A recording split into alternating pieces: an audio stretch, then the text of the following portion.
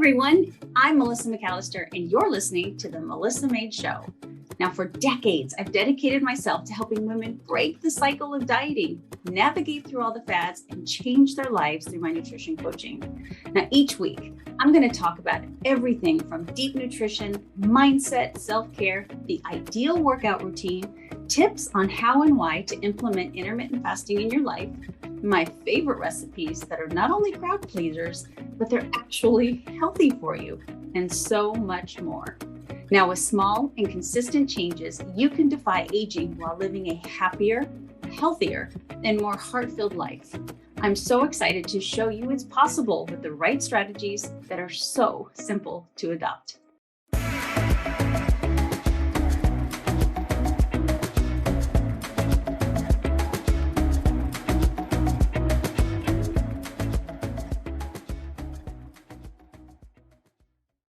Well, hello and welcome to the Melissa Made Show. So if you follow my stories, which I hope you do, you probably heard me talking about this beautiful lady that I get the opportunity to spend my afternoon with, talking about many things, health. But the one thing that really sparks my interest as a 48-year-old woman is the age reversal. I just got your attention too, didn't I? Well, her name is Larisa Petrini, beautiful name, and she's a beautiful lady. And those of you that have been seeing that I've been making those reels of my podcast guests, because you guys just have to see, I mean, it's one thing to listen to a voice and to hear their message, but to just also see, you can just see the vibrance and the energy and the fact that somebody really takes care of themselves just in a video. And I think that's really important for you to see with Miss Larisa as well, because she's stunning. She's absolutely gorgeous. And I'm very excited to get to know her and to talk about her specialty. But I want to give her a very welcomed introduction first. And then we're just going to go ahead and go into this interview. So Larisa Petrini is an age reversal expert. Love that. And epigenetic specialist known for turning back the clock 10 years. That would make me 38. And I am all about, I can't believe 10 years would make me 38. Man, time is flying. Anyway, she's the founder of Bodyology, a proprietary system designed to help high-performance women reverse their age and sizzle with energy and confidence in their midlife years. Hundreds of high-achieving women have sought her help to get back in shape, overcome chronic fatigue, solve dry and sagging skin, and deal with moods and hormonal imbalances. She studied health, nutrition, sleep, and epigenetics at some of the leading schools across the world, such as Cornell University, Precision Nutrition, and Epiron. I think we talked about that. She is currently working with celebrities and physicians from Switzerland, Netherlands, and the US, and shares her knowledge as a contributor for Harper's Bazaar, Elle, Forbes, and Shape magazine. So that's a lot, and that is fantastic. And I'm very happy to have you on this show, Larisa. And I first want to start off by, I mentioned, I think, the word epigenetics twice. And that's kind of a word that is thrown around pretty loosely. And we think we know what it means, but would you please mind just sharing with our audience kind of where you started, I guess, in this whole journey, and then the very definition of what you think, epigenetics is, that would help our listeners understand a little bit better. First of all, thank you for the invitation. And I should say you look gorgeous too. This is something that, especially for your listeners, I'm sure they see your photos on Instagram and they are very used to the way you look in your 40s. How do you position yourself in your 40s? Yeah. I mean, I'm in 18 months, this girl's going to be 50 years old, which is just mind blowing to me, but I'm doing okay. This question because you said in my 40s, and yes. I was like, yes, this is the way to do it and say it. So thank you so much for this invitation. And again, I would love to have you on my podcast as well. So this is just to make it official and public, right? My story in just a few sentences. I started as a health and nutrition coach. That was the first stepping stone. And then I moved into sleep. I am also a certified sleep coach. And the third stepping stone was epigenetics. And this is what I'm so passionate about. And I am passionate about epigenetics because it's all about personalization. It's all about putting on the side trial and errors, putting on the side what we like to call guesswork, and going straight to the root cause, solving actually the root cause, because so often we go to and try our best to solve the symptom of something, whether it's lack of sleep, whether it's sometimes even issues related to our weight, instead of at least placing the question in regards to what happened in the first place, what's the root cause of that specific condition, health condition, or sometimes we just don't like what we see in the mirror. Now, epigenetics, in a very simple words, is, first of all, epi is a Greek prefix, and it means on top of or in addition to. So what's on top of our genetics in again, a very few words and few sentences.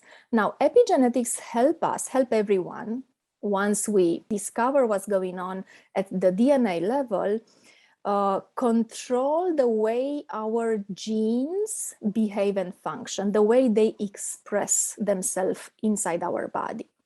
Now, another thing I would like to explain so that it will be even more simpler for everyone, epigenetics sits at the intersection of genetics, nutrition, environmental factors, and also how diet, micronutrients, exercise, but also sleep and stress can all change the methylation and again expression of our genes.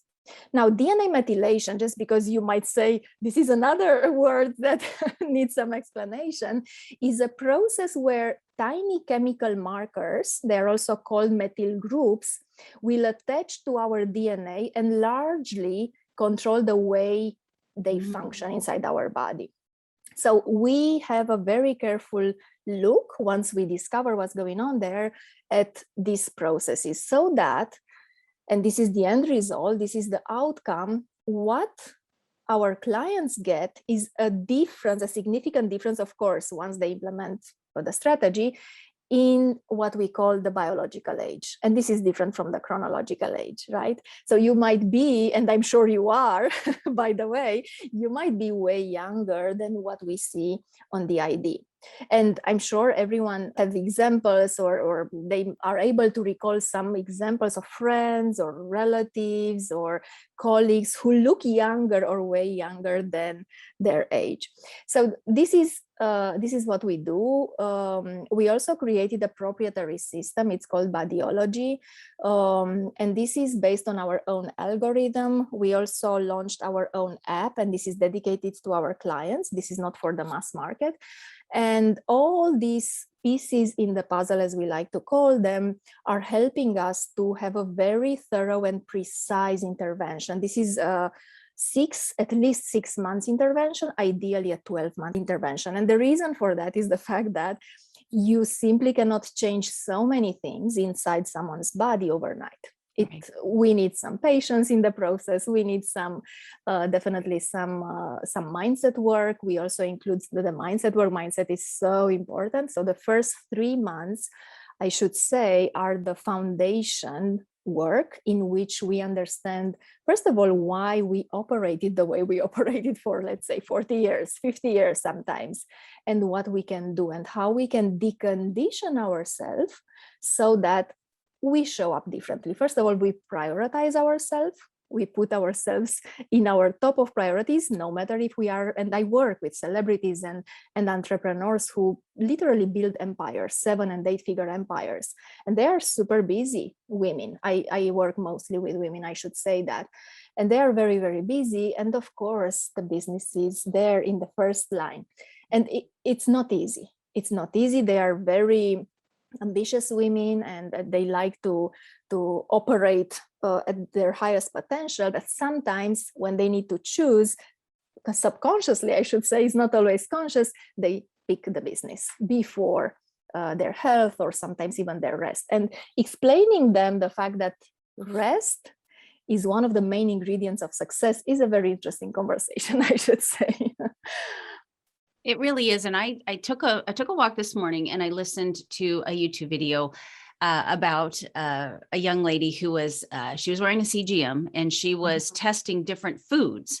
She was doing the exact same day, fasted, eating that food and then not exercising or getting stressed within 2 hours and measuring what this food did to her.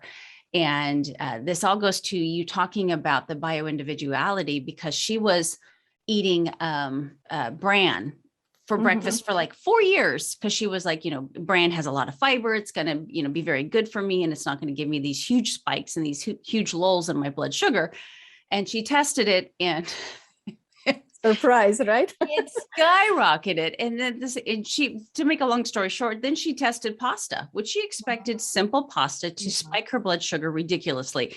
And it was a flat line, and she was blown away. She's an athlete. So anyway, the point is, someone like you or someone like me could eat the bran, or could eat the pasta, or could eat, fruit or anything, and have a completely different reading from that food, because we are so individual. And I think one of the biggest mistakes that social media has allowed us, and even Google and stuff like that, is to believe that one size fits all in a lifestyle. Even when you talk about sleep, which I would love for you to dive into sleep a little bit more, you get the 7 to 9 hours and you're like, well, should I aim for 7 hours or should I aim for 9 hours? And that's very bio individual. Some people are going to do great on 7 hours, and some people are going to need closer to 9 hours. And it's so important for you to, work with someone that knows that you are an individual, and that the things that are going to be perfect for you, or that you see are perfect for your best friend,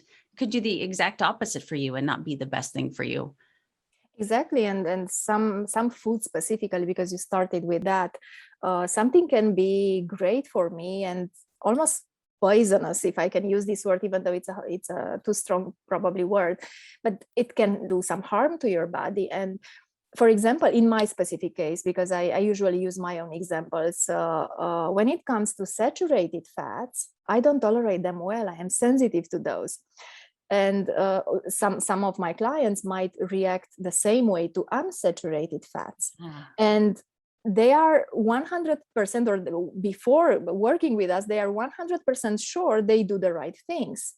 They incorporate seeds and nuts and olive oil and so on. The list is long, right? And they are sensitive to that. What happens, and this is where we can step in and say, this is a button that should be avoided. The way you navigate your diet is by simply avoiding unsaturated, not avoiding entirely, but limiting the consumption of unsaturated fats. So it's true. And again, we might be 100% convinced and sure that we do the right things, and then it turns out that they simply are not right for ourselves. Right. The same with predispositions for certain diseases. Is one thing to know you are predisposed for type 2 diabetes and have a prevention plan so that you can navigate and get to where you need to get, or avoid actually what you need to avoid. And another thing to actually not pay attention just because you don't know it, you don't have the awareness, and live your life and consume certain foods without that awareness. Skincare is one of the most loved pillars in our report. First of all, our report is a 200 pages report. It's a very thorough, very, very detailed. There are 8 pillars: immunity, gut health, mental health, stress, sleep, of course, supplements, diet, movement, and then we have the skincare part.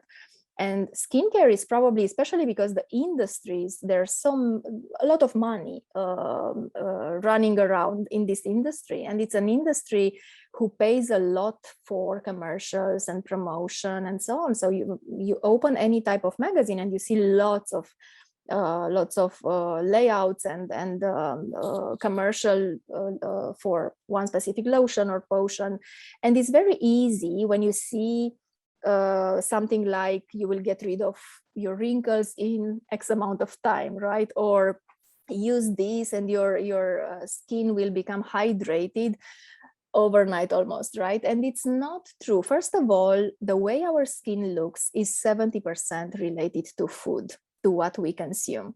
And even before that, before having a look at what's on the plate, we need to also assess what's going on at the gut level.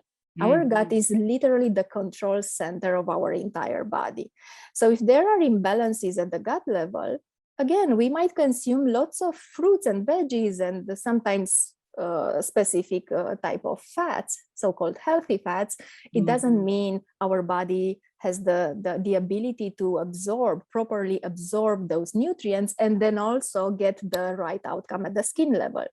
So only 30% is related to our protocol. One of the first things our clients say or ask in the beginning, what should I use? What's my ideal protocol? So they focus so much on the protocol, on the lotions, potions, and so on. And again, the battle is not there. The battle is on the plate. And then, of course, nobody says they are not important. We need to take care of our skin. We need to apply what needs to apply there. We need to also pay attention at the interaction between ingredients, because sometimes we might use some of the right products, but just because we don't use them in the right order, certain ingredients interact with another. And then the last thing is minimal or non-invasive procedures, microneedling, lasers, PRP, and so on. There are so many lasers these days, so many machines. I like to call them machines or tools. I don't say they are not good. I don't say they are not helpful. It's just that if our diet is not the right one, or at least in 80% of the time, the right type of diet, we can pay a fortune on minimal and non-invasive procedures and also on expensive creams and lotions, and the result is not going to be there. So it's personalization, from my perspective, is the future of health. And I'm sure we are going to hear more and more about this, about epigenetics, and also different tools, different ways, different types of analysis that have the power to literally personalize and help us at the gut level, sometimes at the skin level, sometimes at the DNA level, choose the right products and also choose the right ingredients and foods for us, so that we will not go into what you just said. It's a one-size-fits-all solution. Well, yeah, I mean, there is no such thing as that. If you think just as simple as, if there was a one size fits all and there was a cream that you put on your face for oily skin, but yet you're over here with extremely dry skin, you don't want to be putting this oily, lotion or you don't want to be putting oily cream on oily skin on top of it, even though, you've got this beautiful model telling you that this is the best cream on the planet. And maybe it's the best for her. Maybe right. It's the best for her. And sometimes, especially if it's an endorser, that's another interesting conversation. Some endorsers use the products, and some others, they might use it in the beginning, but it doesn't mean it's part of their protocol. They use their image. I mean, the companies use their image in order to, of course, promote and sell that specific product. And when I say, and you gave a very beautiful example with oily versus dry skin, but if we go deeper, there are insights about collagen, for example, in our report, and also the quality of collagen, because this is changing as we age. It's not the same type of collagen our body is producing when we are in our 20s. So collagen is one example. Hydration, level of hydration. And hydration is not only about water. Water is very important. I should highlight this. Very, very important. Nobody says you don't need to drink water. But there are some other ways in which we can hydrate if there is a need, especially if our skin tends to get dehydrated. There are ways in which we can do that. One simple example, and of course is one of the many, is to use a humidifier with cold vapors in our bedroom. In order to also get hydration from outside to inside. First of all, during summer, and this is the season we are in right now, the air is dry from the air conditioning, right? And during winter, the air is also dry because of the specific heating system. This is different for everyone, but the air is still not good enough for our skin. So if the level of humidity is anywhere below 30%, and this is something that we can assess very easily, there are tools for that, thermometers and so on. If the air is anywhere below that, from my perspective, that's a red flag, and we need to fix that. We need to change that. So little things, but just because we don't have awareness around that. Temperature, another important element, I think it's the right word for our bedroom as well. We sleep better just by doing some or changing a little bit the environment. I like to call our bedroom the sanctuary, because it's truly the sanctuary where we restore and rejuvenate and so on. So screens shouldn't be there, plants should be there, then temperature, humidity, also the quality of our bed sheets is important, and what we wear. Ideally we shouldn't wear anything, by the way. And so on. So little things. And I should also say, when it comes to sleep, around 90% of those complaining about sleep issues, and the percentage is pretty high, it's 30% of the population, it looks like, they have issues with sleep. So that's a lot from my perspective. So those people, if they would pay attention to their screens, what and when they eat, room temperature, level of humidity, also when and how they move their body, they would definitely go in the right direction without pills. Pills are not the first solution when it comes to sleep, especially because, again, around 90% of the reasons are lifestyle related. They are not physiological, or they are not triggered by something happening in our physiology. Mm-hmm. Are you ready to learn the secret behind how I continue to be so healthy? Well, it all comes down to science. If you've been listening to my show for a while now, you may have heard me mention something called the MAID diet. Yes, that's right, because I'm so passionate about how learning about the effects that nutrition has on the human body, I always seek to learn as much as I can and apply that knowledge. One of my best learning tools has been self-experimentation. And now in my late 40s, I have to say, I've done a pretty good job. It's hard to find trustworthy, even accurate information in this country. Between the influence of big corporations with monetary agendas, the nutrition labels designed to deceive, and downright misleading information that you were taught in school, navigating food and nutrition with your optimum health in mind can be quite challenging. Take the food pyramid, for example. In an ideal world, I'm sure we would all love to eat pasta and baguettes for every meal, but that's simply not what's best for our bodies, our health, and our longevity. Now, I spent years developing the MAID diet in a way that I wish someone had taught me, and I break it all down in my MAID diet course. People are always asking me what I eat, so we start there. What I eat in a day and which foods are the most beneficial.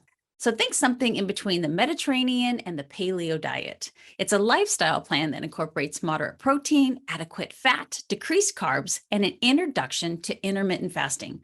But please, I want you to keep in mind, just because I say decrease carbs, I don't mean decrease carbs in what your body needs. I just mean decrease carbs in what the standard American diet has become. You still get plenty of quality carbohydrates, just not in the mass amounts we have been eating to get us into such an unhealthy state. And of course, we're going to talk about what foods to avoid, because that's just as important. We even talk about how to eat healthy on the go, because let's face it, we're busy and that's just life. And then there's intermittent fasting. I share all of my favorite tips and tricks, and a lot of science are along the way. I could not say enough good things about intermittent fasting, and I'm honestly so surprised more people aren't doing it. You'll also learn how I've learned to balance my hormones and feel my best, because so many women struggle with this. And lastly, we cover the mindset behind making a change, because we all know that your mindset is the key to your success in anything that you do. So if you are struggling with diet in terms of feeling your best, or you are ready to take your health to the next level, I strongly recommend you check out this course. Now, the course is structured in 5 modules, 16 lessons, and a whole lot of research to back everything up. So I want you to visit my website, themaiddiet.com or melissamaid.com, and you will see a tab for the course. Click on that to get access today and learn why you should be eating this way too. I love your quote of "the battle is on the plate." That's going to resonate with me forever. And when you talked about skincare, and 70% of that is what you eat. This is obviously where I geek out, is how important food is for every aspect of your life. Even people will always come to me, wanting to have, to build muscle mass or to drop body fat. And the first thing they come to me with is, what kind of exercises should I do? And I'm like, we're not going to start with the exercise. We're going to start with what you have on your plate, because that's everything. You can't, it's so cliche. You can't out exercise a bad diet, but everything has to start everything with what you're eating and stuff. And again, you being a sleep expert, what are your thoughts on, if there's anything that helps improve sleep as far as diet goes? And I'm hoping you say, but it's okay if you don't, that you're one of the proponents of not eating late at night, because, the studies do show that disrupts sleep. What are your thoughts on, your diet and sleep? Absolutely. And I'm a big fan of checking the studies. So we are on the same page when it comes to either quoting a certain study or checking the latest studies. And especially when it comes to things like diet, sleep, also hormones, even movement. Something that was valid or true some time ago, sometimes even a few months ago, might be there might be a discovery in a new research, and you need to understand what they discovered. Fats, for example, for so long we actually said fat is bad and you are not allowed to consume eggs, for example, just a coffee, another example. And we could go on and on when it comes to foods that were in the past so-called wrong or forbidden, or we were supposed to limit them, and now they are the superstars, right? Or the superfoods. That's another term that I don't really like, the term, the superfood, but I do agree some foods are more nutritious than others, and we should prioritize them.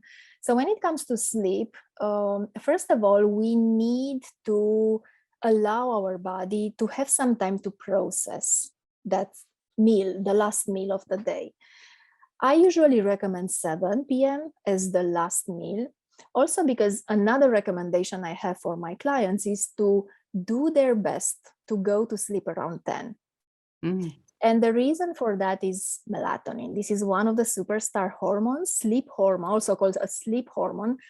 And it's one of them. There are a few important hormones when it comes to sleep, and melatonin is probably the most important. Another one, I will just list them for now. Another one is human growth hormone.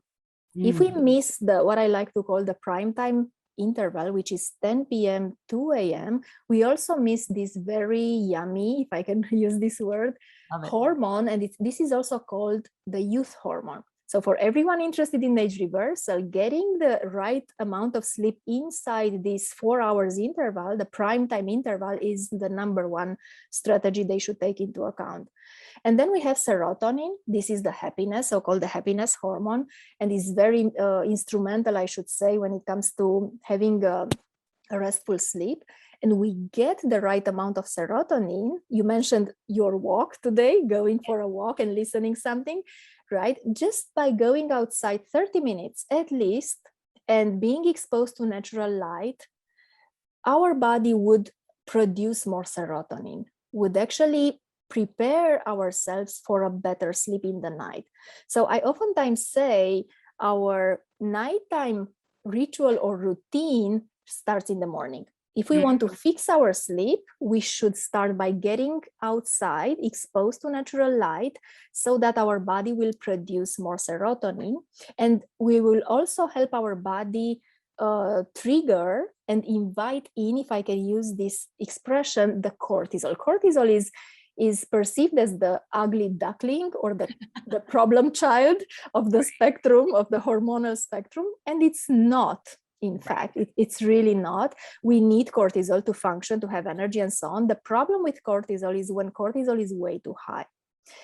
So cortisol at 7 a.m. is definitely, or should be at least, at the peak or the highest level in our body, and then melatonin goes away. It's almost as if we imagine a scene, a theater scene, in which we invite cortisol and then melatonin goes away. So why do we need to stop eating? First of all, we need to do that, and I mentioned in a few words, we need to do that in order for our body to properly process, and also to help us have a lighter sleep. If we eat too close to the or before, right before going to bed, chances are we will wake up during the night, or we will not have a restful sleep. And usually this is something that, especially if anyone or your listeners are using a specific device for checking the quality of their sleep, not just the quantity. There are lots of apps for quantity, but quality is another conversation, because sometimes we only focus on the quantity of our sleep. And we say something like, I had a 7 hours sleep or 8 hours sleep, I'm good to go. And it's not always true. Sometimes just because the level of or the percentage of REM sleep is not high enough, or sometimes the percentage of even deep sleep, this is the most restorative type of sleep. And this is in charge with our physical battery. But the REM sleep is in charge with our creativity and memory, our mental battery, if you want. So sometimes, and this is what we do, we have a look at their analytics. Most of our clients use the ring. I will not mention any brand. I will just say it's a ring, and it's a great tool to check the quality of our sleep. And when they eat late, closer to when they go to bed, to that specific hour, what we see is a very different analytics, both for REM sleep and deep sleep, which is interesting, right? The other thing is what we eat.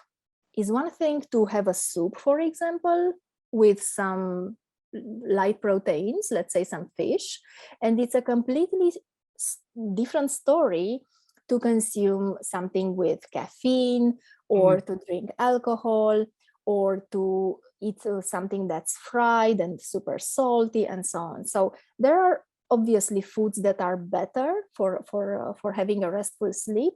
Most of them are the ones containing tryptophan. I will list a few. Banana is on the list, hard cheese is on the list, some light high quality proteins are on the list. So this would be the best foods.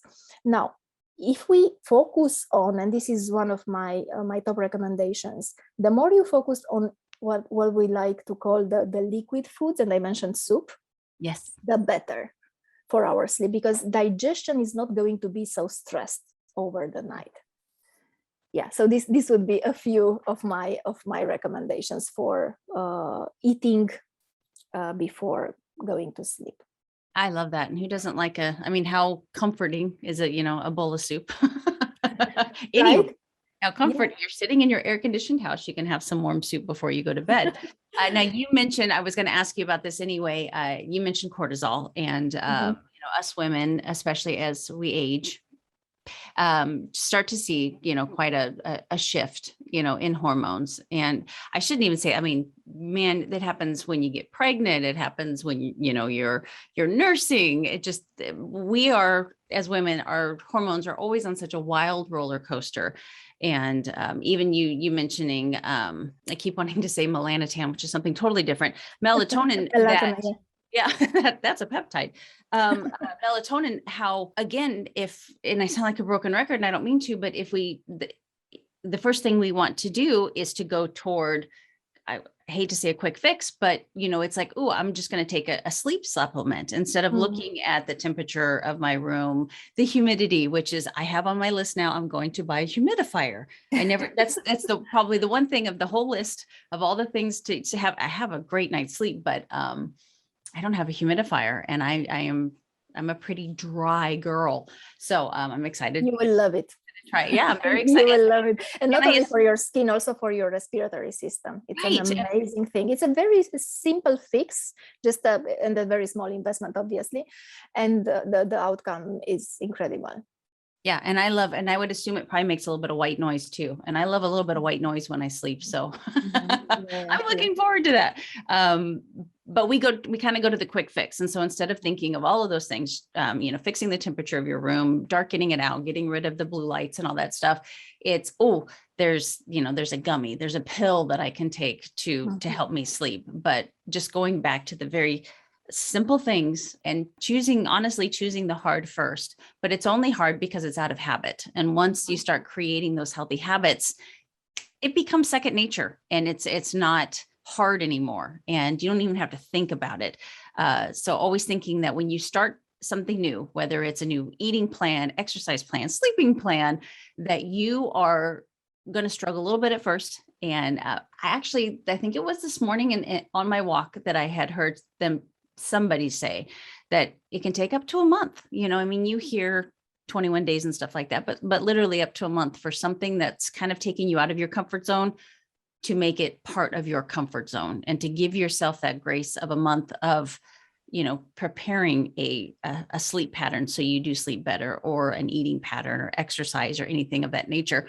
But getting back to hormones, any, tips and tricks that you can give the audience to help the aging woman deal with, starting to feel changes.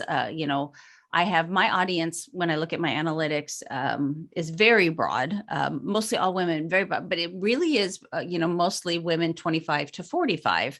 And in that 45 range is when you're going to really start to feel those changes happen. And I'm sure you deal with a lot of professional women who are going through that, and they can't have these huge spikes in different hormones slow them down, because they're building, like you said, these 7 and 8, figure businesses. How do you help them through that roller coaster ride of hormones?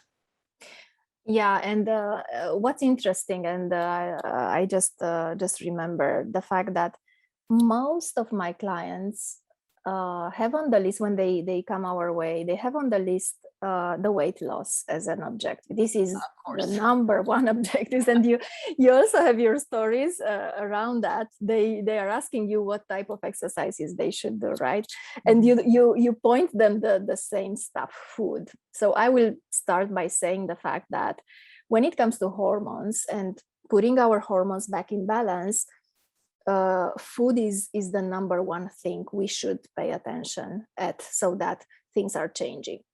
One thing that's certain, and this is one of the reasons why I niched myself, and I mainly work with, I should say 95%, mainly such a vague term, right? My clients are women in their 40s and beyond. And aging accelerates in our 40s. That's not something I say. That's something that happens to our body. There is a cellular decline happening in our body. Our metabolism slows down with age. It's not so much because we are getting older or growing older, some like to say. It's also because we don't move as much. We don't pay attention to diet as much. So my metabolism is slower just because I'm aging is not entirely true. There are some other pieces in the puzzle when we have this conversation. How much do you move your body? Are you still going out? Are you still taking some walks and so on? So staying in shape requires, some of them say 10 times the effort. I wouldn't say 10 times the effort, but it requires some more effort. Our muscle mass decline and also gets replaced by fat. And talking about muscles, we lose, and I'm sure you know this, we lose 5 pounds of muscle every decade, which means by the age of 50, we've lost 15% of our lean body mass. And by 70, it's 30% loss per decade. And this is called sarcopenia. And it's coming from studies. It's not something that I came with as an information. We also start waking up at 4 in the morning apparently for no reason. And we are starting to lose hormones. So I just listed some of the things that are changing in our body once we hit 40. It's not as if there is a gong, right? It's around 40s. For some women it's earlier, for some women it's a little bit later. It depends on their lifestyle and also how they took care of themselves. So we are starting to lose hormones in our 40s and beyond. And with age, most of us, it's not the same for everyone, also make less testosterone. And when this happens, this is leading us to fat deposits, or our body to fat deposits, especially on our breasts and on our hips. Our thyroid gland also slows down. This is another thing, and is related to thyroid. And if we are someone dealing with stress, which is the case for most of us, right? Our cortisol level is going to be higher and higher and higher. Sex drive is not the same. So there are lots of changes, and most of our clients literally have what we like to call a mirror moment. They have a look in the mirror and they literally don't recognize their body. And they are like, I want my body back. What's going on here? I have these extra pounds. I don't have energy anymore. I can't sleep properly. I don't have vitality. I don't feel like I have enough vitality to spend some quality time with my kids and so on. Now, 80% of our weight is directly or indirectly linked to the food we put in our mouth. Again, I'm sure this is not piece of news necessarily, but just the remaining of those 20%, the remaining 20% is related to factors such as sleep, stress, microbiome, even genetics. Genetics are important in order to navigate properly and avoid certain sensitivities or to know what our predispositions are. But most of the battle is in the lifestyle. So every single day we take decisions in regards to, do we move our body? Do we take that walk? How much water do we consume? What we put on the plate, and so on. So hormones, and I mentioned testosterone. Testosterone is doing another thing. Testosterone has the power to boost our metabolism and also keep ourselves lean. And men are genetically programmed to be larger, if I can use this word, and have more muscle mass and also less fat. This is just the way they are wired. And as a result, they can literally get away with eating more food. And when they choose to lose weight, they often get quicker results than we do. There is also a difference between men and women when it comes to food preference. Men generally like meat and meat-based dishes, while women love carbs. And if they are refined carbs, this is, in most cases, is leading us to food addiction. If we pair this to stress, to the level of stress women experience, because again, we tend to have more challenges in regards to stress than men, they are not so, they move forward quickly and without overanalyzing certain topics in their lives, even when it comes to their jobs. We are the ones that are usually more stressed. And this is also, first of all, has to do with the way we are wired and very different from men.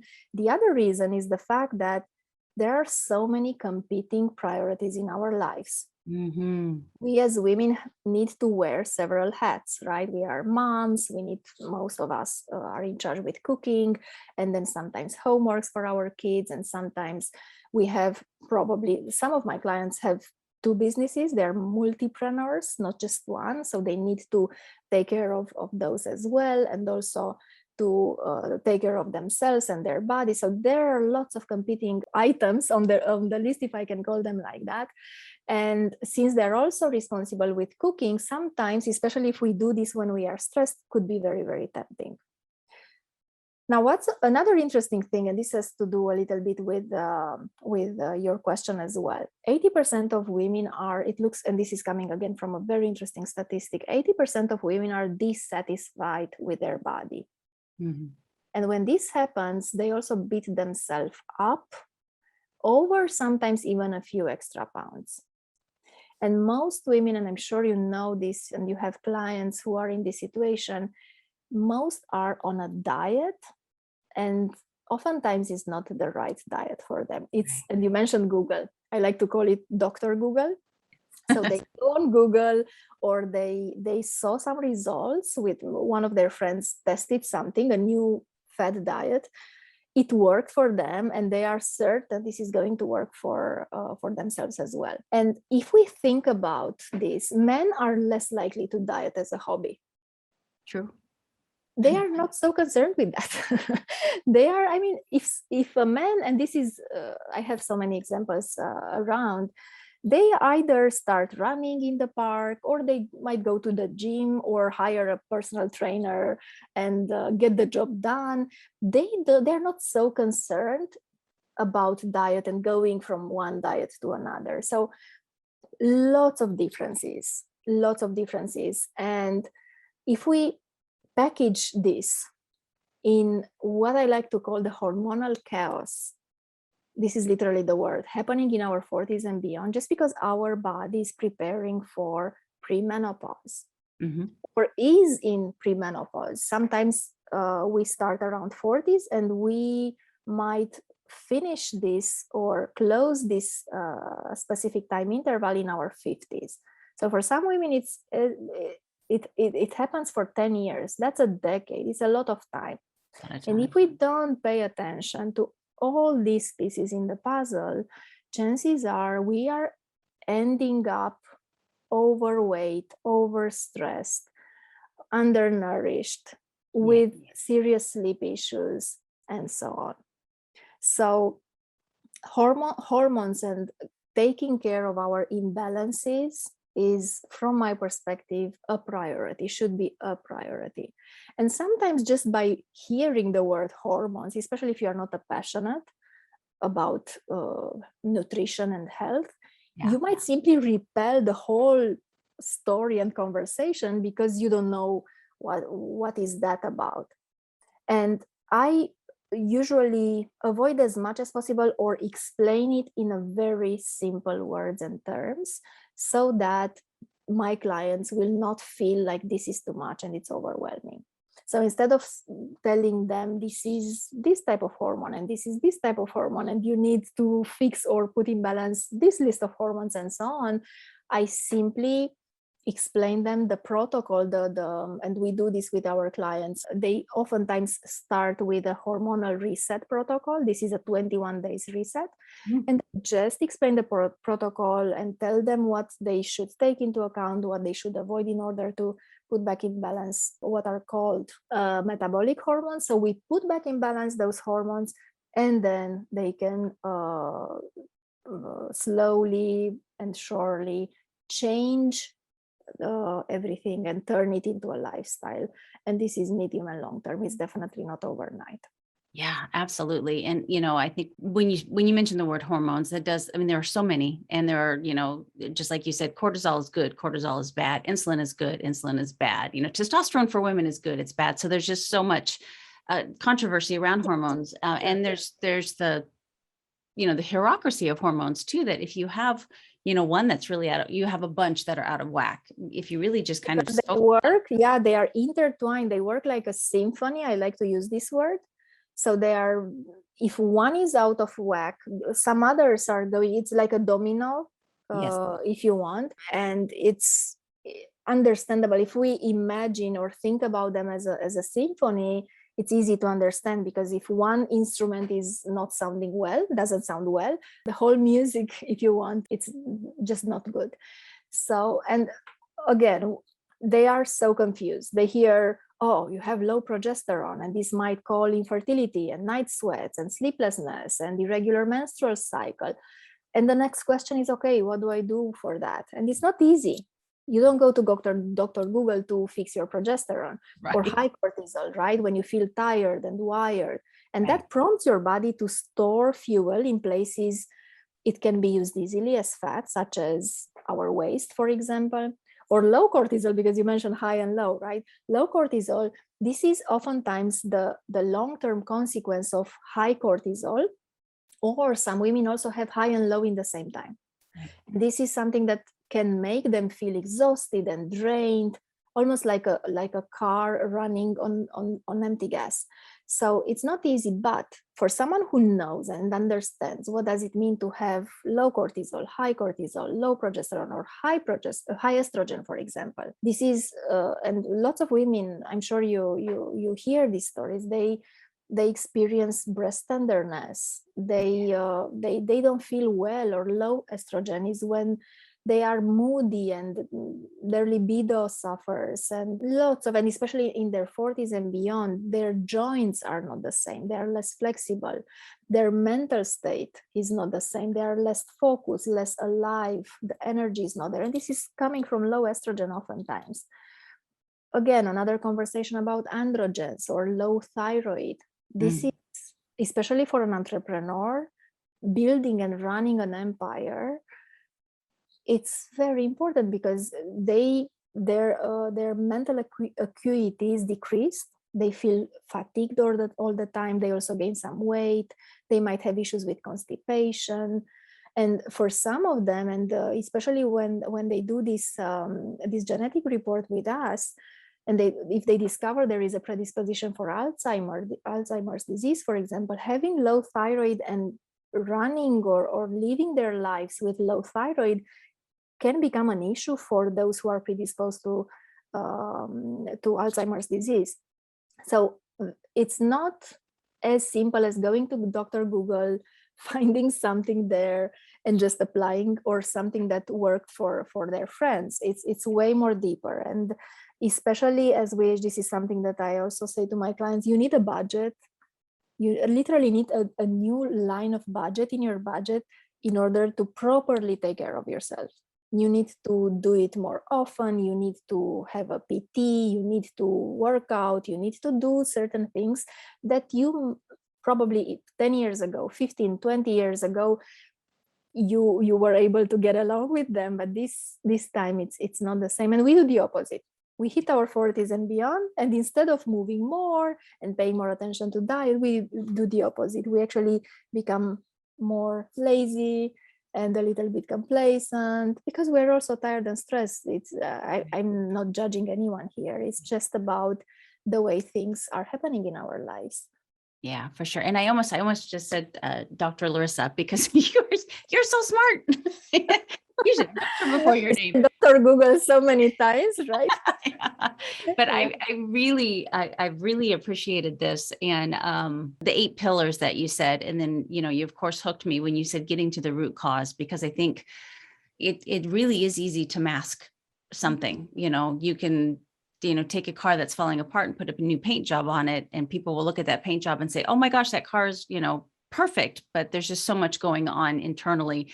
And it takes something like 8 pillars of going through every single bit and piece of your lifestyle to figure out, what is probably causing you the most harm. May not be the best word, but keeping you from being your absolute best, and going through all of that. And that is when you truly make a life change, is by hitting each one of these. And I think this is absolutely fantastic. And especially for me being one myself, a woman entrepreneur, working really hard to build a large business and help a lot of women. I do sometimes put that business first, and we always have to remind ourselves to put ourselves first. So I wanted to end this by asking you to please share with my audience, where can they find you? Where can they get more information on what you do, these 8 pillars, continue to be educated by you, because you're a tremendous teacher. And you, in my humble opinion, you hit every single incredibly important topic that every woman needs to hear, internalize, practice, and perfect in order to live their best life into their 50s, 60s, 70s, 80s, until they're 100 years old. I would list 3 places. The first one is connectwithlarisa.com. This is the place where anyone interested to find out more about the way we work and what does it mean to partner together, because it's truly a partnership. They can book a free discovery call with us. So connectwithlarisa.com. The second one is the place from where your audience can download a free guide. This is called 10yearsback.com. Oh, cool. Also, because this is our brand promise and our business promise, the fact that you will get a decade back, a decade of vitality back. Wow. And the third one is keepglowing.com. And this is the place where we announce our free masterclasses. We do 4, sometimes 5 free masterclasses a year.